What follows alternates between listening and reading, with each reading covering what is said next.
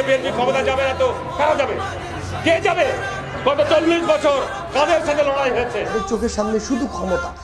কোন মৌলবাদী দল এখানে ক্ষমতায় আসবে তার কোনো সম্ভাবনা নাই। এই মহান সত্তা আল্লাহ, যিনি সকল কিছুর উপর ক্ষমতাবান, ক্ষমতা দেওয়ার মালিক, কেড়ে নেওয়ার মালিকও তিনি। ইজ্জত দেন তিনি, আবার বেইজ্জত করেন তিনি।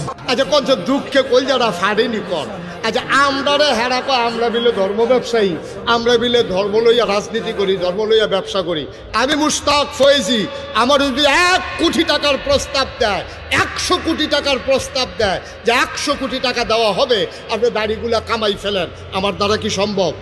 যেই মানুষগুলো কোটি টাকার কাছে হার মানে না, যেই মানুষগুলো গলায় বুকে বন্দুক ধরলে তার ইসলাম থেকে দূরে সরে যেতে চায় না, তারা হয়ে গেছে ধর্ম ব্যবসায়ী। আর যারা রাজনৈতিক ভাবে নিজেকে প্রতিষ্ঠিত করার জন্য সুরত ধারণ করে ইসলামের, সিরত হলো শয়তানের, ওরা ধর্ম ব্যবসায়ী না, আমরা ধর্ম ব্যবসায়ী, ওরাই হচ্ছে প্রকৃত ধর্ম ব্যবসায়ী। ঠিক কিনা বলো? লাল চোখের দিকে আর আমরা তাকাবো না, এবং আমাদের দিকে কেউ লাল চোখ তুলে তাকাক সেটা আমরা বরদাস্ত করবো না।